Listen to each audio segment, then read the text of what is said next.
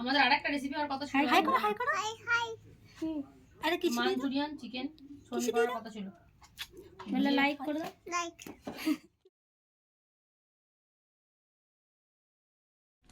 Hello বন্ধুরা, কেমন আছো তোমরা সবাই? আশা করি তোমরা সবাই খুব ভালো আছো, আমরাও খুব ভালো আছি।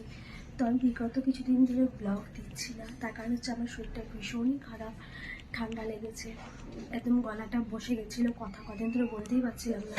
তার জন্য কিছু ভিডিও রয়েছে, তার ভয়েস ওভারও করতে পারিনি।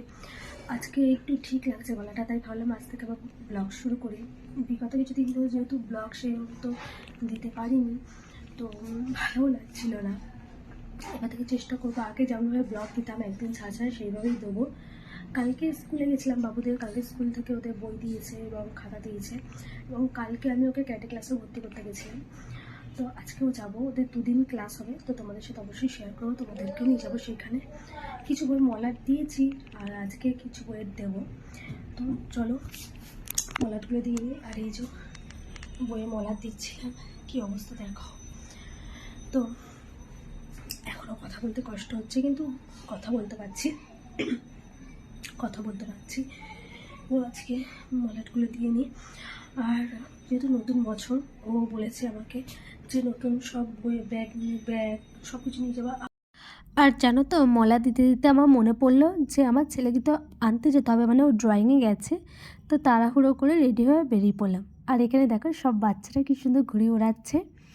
আর কেমন কুয়াশা দেখেছো, এখন কিন্তু 11টার বেশি বেজে গেছে, তাও কুয়াশাটা এখনও কাটেনি। তো চলো তাড়াতাড়ি করে ছেলেটাকে নিয়ে আসি, তারপর আবার তোমাদের সাথে কথা বলছি। আর এখানে এই যে আমার ছেলে, আর পাশে বেজে দিদি তার ছেলে, তো ওদের ড্রয়িং হয়ে গেছে। আমি বাড়িতে চলে এসেছি। আর এই 3টে বই মলাট দেওয়া হয়নি, তো তার জন্য আবার মলাট কিনে নিয়ে এলাম, আর এই স্টিকারগুলো কিনে নিয়ে এলাম, মানে মলাটটা শর্ট পড়েছিল।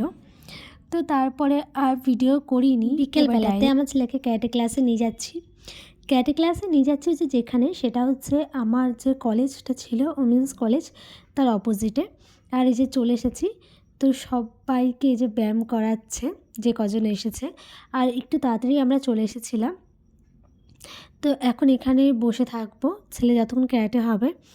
আর এতটা ঠান্ডা লাগে, ওরা কি করে খালি মাথায় থাকে, তারপর অনেকে তো সোয়েটারও খুলে দেয়, তো পারা যায় না। তো ওখান থেকে আমি আবার ক্যারাটে শেষ করার পর চলে এসেছি শ্বশুর বাড়িতে। তার কারণ হচ্ছে আজকে আমাদের ফিস্ট আছে। আমি, আমার যা, আমার মাসি শাশুড়ির ছেলের বউ, মানে আমার আরেকটা যা, আর এই একটা বান্ধবী, আরেকজনও আসবে। তো সবাই মিলে আজকে জমিয়ে খাওয়া দাওয়া হবে, মজা হবে, দারুণভাবে সব এনজয় হবে।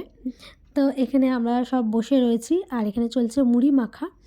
আর আমার ছেলে চুপ করে দেখছিল, আর এখানে একটু হাসাহাসিও হচ্ছে।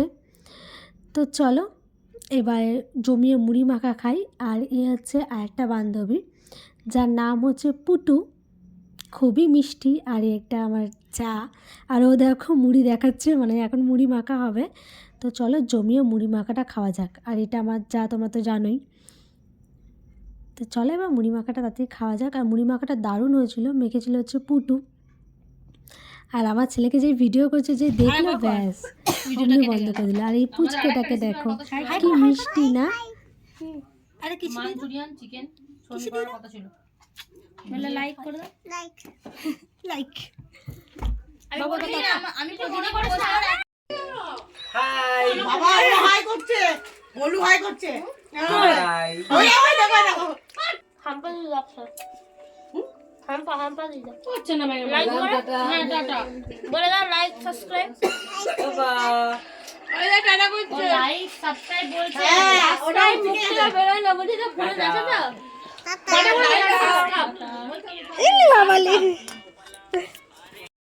তারপর মুড়ি খাওয়ার পর এবার পারলে হচ্ছে সন্দেশ খাওয়ার। আর সন্দেশগুলো দারুণ ছিল, এত সুন্দর টেস্ট ছিল, তাই সবাই একটা করে সন্দেশ খেলাম। খুব সুন্দর ছিল সন্দেশটা খেতে।